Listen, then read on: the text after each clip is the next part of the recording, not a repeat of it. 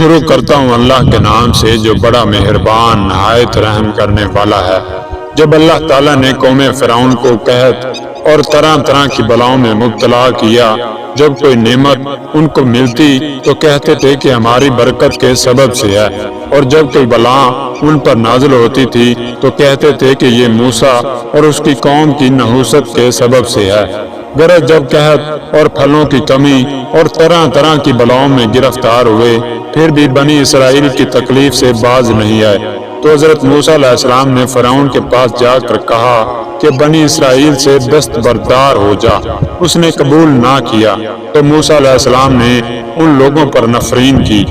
اللہ تعالیٰ نے طوفان آب یعنی کہ پانی کے طوفان ان پر بھیجا، جس نے قبطیوں کے تمام مکانات اور عمارات کو برباد کر دیا۔ دوستو، قبطیوں سے مراد مصر کے قدیم باشندوں اور لوگوں کو کہا جاتا ہے، اور سب نے جنگلوں میں جا کر خیمے نصب کیے۔ قبطیوں کے مکانات برباد ہو گئے، لیکن ایک قطرہ پانی بنی اسرائیل کے مکانوں میں داخل نہ ہوا۔ پانی ان کی زمینوں میں جمع ہو گیا کہ زراعت بھی وہ نہ کر سکتے تھے۔ تو فرعون نے موسیٰ علیہ السلام سے کہا کہ اپنے پروردگار سے دعا کرو کہ اس طوفان کو ہم سے دفع کر دے، تو ہم تم پر ایمان لائیں گے اور بنی اسرائیل کو تمہارے ساتھ بھیج دیں گے۔ حضرت موسیٰ علیہ السلام نے دعا کی اور ان سے طوفان دور ہو گیا، لیکن وہ لوگ ایمان نہ لائے۔ حمان نے فرعون سے کہا کہ اگر بنی اسرائیل سے ہاتھ اٹھا لو گے تو موسیٰ تم پر غالب آ جائے گا اور تمہاری بادشاہی کو زائل کر دے گا۔ اس لیے اس نے بنی اسرائیل کو قید سے نہ رہا کیا۔ تو اللہ تعالیٰ نے اس سال اس کو کافی غلہ اور بے حد میوے عطا کیے۔ ان لوگوں نے کہا کہ یہ طوفان ہمارے لیے ایک نعمت تھا۔ پھر ان کے سرکشی میں اور زیادتی ہو گئی۔ علی بن ابراہیم کی روایت کے موافق دوسرے سال اور دوسروں کی روایت کی بنا پر دوسرے مہینے اللہ تعالیٰ نے حضرت موسیٰ علیہ السلام پر وحی کی، تو آپ نے عصا سے مشرق اور مغرب کی جانب اشارہ کیا، تو دونوں طرف سے ٹڈیاں سیاہ بادل کی طرح ان لوگوں کی جانب آئی اور ان کی تمام زراعتوں، پھلوں، درختوں کو کھا گئی۔ اس کے بعد ان کے کپڑے، سامان، دروازوں، جالیوں، لکڑیوں اور لوہے کی میخوں کو کھایا۔ پھر ان کے جسموں پر حملہ آور ہوئی اور ان کی داڑھی اور سروں کے بال کھا گئی، لیکن بنی اسرائیل اور راحیل کے مکانوں میں داخل نہ ہوئی اور ان کے اموال کو کوئی نقصان نہ پہنچایا۔ پس فرعون کی قوم اس کے پاس فریاد کے لیے آئی۔ اس نے موسیٰ کے پاس سب کو بھیج دیا کہ اگر اس بلا کو ہم سے دور کر دو تو ہم تم پر ایمان لائیں اور بنی اسرائیل کو قید سے رہا کر دیں۔ تو حضرت موسیٰ علیہ السلام صحرا کی جانب گئے اور آپ نے اپنے عصا سے مشرق اور مغرب کی جانب اشارہ کیا، تو اسی وقت وہ ٹڈیاں جس طرف سے آئی تھی واپس چلی گئی، ایک بھی باقی نہ رہی۔ پھر حمان نے بہکایا اور فرعون کو بنی اسرائیل کی رہائی سے باز رکھا۔ پھر علی بن ابراہیم کی روایت کے موافق تیسرے سال اور دوسروں کی روایت کے موافق تیسرے مہینے کمل کو ان پر مسلط کیا۔ بعض کمل کو بڑی جوئیں کہتے ہیں اور بعض چھوٹی ٹڈیاں بتلاتے ہیں جن کے پر نہ تھے۔ وہ ان کی زراعتوں پر مسلط ہوئی اور جڑ سے اکھاڑ ڈالا۔ اور بعض روایتوں میں یہ ہے کہ اللہ تعالیٰ نے موسیٰ کو حکم دیا تو وہ مصر کے ایک شہر کے ایک سفید ٹیلہ پر گئے جس کو عین الشمس کہتے تھے، اور اپنے عصا کو زمین پر مارا۔ خدا کے حکم سے زمین سے اس قدر جوئیں نکلی کہ فرعونیوں کے تمام کپڑوں اور ظروف میں بھر گئی اور ان کے کانوں میں داخل ہوئی۔ جو چیز بھی وہ لوگ کھاتے تھے اس میں وہ جوئیں مخلوط تھی، ان کے جسموں کو مجروح کرتی تھی۔ دوسروں کی روایت کی بنا پر وہ چھوٹے کیڑے تھے جو گہیوں اور تمام غلہ میں پڑ جاتے، لہذا 10 جریب گہیوں اگر چکی میں پیسے جاتے تو 3 کفیر واپس نہ نکلتے۔ بہرحال ان کے لیے کوئی بلا اس سے زیادہ سخت نہ تھی۔ وہ ان کی داڑھی، سر کے بال اور ابرو اور پلک کے بال تک کھا گئی۔ ان کے جسم آبلوں سے بھر گئے، ان کے لیے نیند حرام ہو گئی اور بنی اسرائیل کو کوئی بھی تکلیف نہ پہنچی۔ قبطیوں نے فرعون سے فریاد کی۔ اس نے پھر موسیٰ سے استدعا کی کہ اگر یہ بلا ہم سے برطرف ہو جائے تو ہم بنی اسرائیل کو رہا کر دیں گے۔ تو موسیٰ علیہ السلام نے دعا کی اور وہ بلا بھی ان سے دور ہو گئی۔ اس کے بعد ایک ہفتہ تک موسیٰ علیہ السلام ان کے پاس رہے اور وہ لوگ ایمان نہ لائے اور نہ بنی اسرائیل کو رہا کیا۔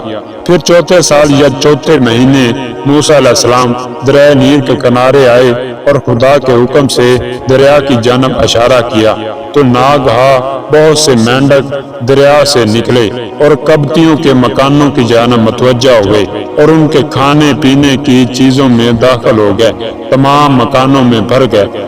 اس طرح کہ جس کپڑے کو اٹھاتے اور جس برتن کو دیکھتے اس میں مینڈک بھرے ہوئے ہوتے تھے، ان کی دیگوں میں داخل ہو جاتے تھے اور کھانے کو خراب کرتے تھے، یہاں تک کہ ہر شخص اپنی ٹھڈی تک مینڈکوں میں ڈوبا رہتا۔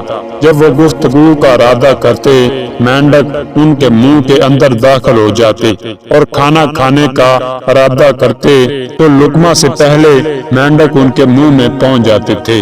آخر کار وہ روتے ہوئے حضرت موسیٰ علیہ السلام کی خدمت میں آئے اور اس بلا کے دور کرنے کی استدعا کی اور عہد و پیمان کیے کہ جب یہ بلا ان سے دور ہو جائے گی تو موسیٰ علیہ السلام پر ایمان لائیں گے اور بنی اسرائیل کو رہا کر دیں گے۔ لہٰذا حضرت موسیٰ علیہ السلام اس بلا کے 7 روز بعد نیل کے کنارے گئے اور اپنے عصا سے اشارہ کیا تو وہ تمام مینڈک ایک ہی دفعہ دریا کے اندر چلے گئے۔ ان لوگوں نے پھر اپنی انتہائی شقاوت کی وجہ سے اپنے عہد پر وفا نہ کی۔ پھر 5ویں سال کے یا 5ویں مہینے موسیٰ علیہ السلام نیل کے کنارے آئے اور با حکم خدا اپنے عصا کو پانی پر مارا۔ اسی وقت وہ تمام دریا اور نہریں قبطیوں کے لیے خون کے رنگ کی ہو گئیں، یعنی ان کو خون دکھائی دیتا تھا اور بنی اسرائیل کو پانی نظر آتا تھا۔ جب بنی اسرائیل پیتے تھے تو پانی ہوتا تھا اور جب قبطی یعنی کہ فرعونی پیتے تھے تو خون ہوتا تھا۔ قبطیوں نے بنی اسرائیل سے کہا کہ پانی اپنے منہ سے ہمارے منہ میں ڈال دیا کرو۔ ان لوگوں نے ایسا ہی کیا، لیکن جب تک بنی اسرائیل کے منہ میں رہتا پانی ہوتا تھا اور جب وہ پانی قبطیوں کے دہن میں یعنی ان کے منہ میں داخل ہوتا تو خون ہو جاتا۔ فرعون پیاس سے اس درجہ بے قرار تھا کہ درختوں کی سبز پتیاں پانی کے عوض چوستا تھا اور ان پتیوں کا عرق اس کے منہ میں جمع ہو کر خون ہو جاتا اور کتب روندی کی دوسری روایت کی بنا پر آب شور ہو جاتا تھا۔ 7 روز تک اسی حال پر گزرے اور روندی کی روایت کے مطابق 40 روز گزرے کہ ان کا کھانا اور پینا سب خون تھا۔ آخرکار موسیٰ سے شکایت کی اور یہ بلا بھی ان سے زائل ہو گئی، لیکن ان کا کفر اور غرور زیادہ ہی ہوتا گیا۔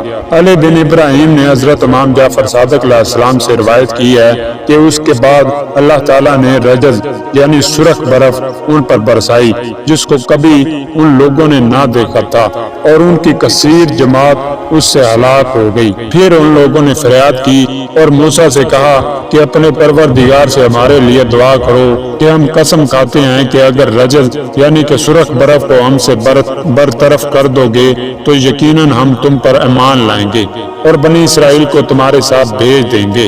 پھر حضرت موسیٰ علیہ السلام نے دعا کی تو اللہ تعالیٰ نے اس برف کو ان سے برطرف کر دیا اور روندی کی روایت کی بنا پر ان کی سرکشی میں اور اضافہ ہوا۔ تو حضرت موسیٰ علیہ السلام نے درگاہ خدا میں مناجات کی کہ خدا بندہ تو نے فرعون اور اس کی قوم کے رئیسوں کو مال و دولت دنیاوی زندگی کے لیے عطا کیا ہے جس کے سبب سے وہ لوگوں کو گمراہ کرتے ہیں۔ خدا بندہ ان کے مالوں کو زائل اور متغیر کر دے۔ اللہ تعالیٰ نے ان کے تمام اموال کو پتھر بنا دیا، حتیٰ کہ گندم اور جوں اور تمام غلہ اور کپڑے اور اسلحے اور جو کچھ بھی ان کے پاس تھا سب پتھر ہو گیا، جس کی وجہ سے کسی چیز کو کام میں نہ لا سکتے تھے۔ جب اس تنبیہ سے بھی ان لوگوں نے سبق حاصل نہ کیا تو اللہ تعالیٰ نے حضرت موسیٰ علیہ السلام کو وحی کی کہ آج رات آل فرعون کی باکرہ یعنی کوارہ لڑکیوں پر طاعون بھیجتا ہوں، بلکہ ہر مادہ جو ان میں ہوگی، خواہ انسان ہو یا حیوان، سب ہلاک ہو جائیں گی۔ جب موسیٰ علیہ السلام نے یہ خوشخبری اپنی قوم کو دی تو فرعون کے جاسوسوں نے یہ خبر فرعون کو بھی پہنچا دی۔ اس نے کہا کہ بنی اسرائیل کی عورتوں کو لاؤ، ان میں سے ہر ایک کو ہم اپنی عورتوں کے ساتھ قید کر دیں گے، تاکہ جب رات کو موت آئے بنی اسرائیل کی عورتوں کو تمہاری عورتوں سے نہ پہچان سکیں۔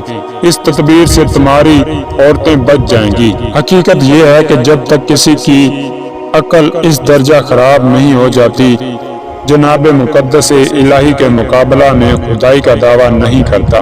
غرض جب رات آئی، اللہ تعالیٰ نے ان پر طاعون بھیجا تو ان کی عورتیں اور مادہ حیوانات سب ہلاک ہو گئی۔ صبح کو آل فرعون کی عورتیں تمام مردہ اور متعفن تھی، اور بنی اسرائیل کی عورتیں صحیح اور سالم تھی۔ اس رات علاوہ جانوروں کے 80,000 جانیں ضائع ہوئی۔ تو فرعون اور اس کی قوم کی عورتوں کے پاس مال دنیا، زر اور جواہرات وغیرہ اس قدر اور اتنے زیادہ ہو گئے تھے کہ بغیر خدا کے کوئی شمار نہیں کر سکتا تھا۔ پھر اللہ تعالیٰ نے موسیٰ کو وحی کی کہ میں چاہتا ہوں کہ آل فرعون کے اموال بنی اسرائیل کو میراث میں دے دوں۔ بنی اسرائیل سے کہوں کہ ان کے زیورات اور زینت کی چیزیں عاریت طلب کرے، کیونکہ وہ لوگ بلاؤں کے خوف سے اور جو کچھ عذاب ان پر نازل ہو چکا ہے اس کے سبب سے دینے میں مذائقہ نہ کریں گے۔ جب ان کے تمام مال ان سے لے چکے تو اللہ تعالیٰ نے موسیٰ کو حکم دیا کہ بنی اسرائیل کو مصر سے باہر نکال لے جائے۔ تو دوستو یہ تھا حضرت موسیٰ علیہ السلام کا واقعہ۔ دوستو ایسے ہی سچے واقعات دیکھنے کے لیے میرے چینل کو سبسکرائب کر دیں اور ساتھ ہی لگے بیل کے آئیکن کو دبا دیں تاکہ میرے ایسے سچے واقعات آپ تک پہنچتے رہیں۔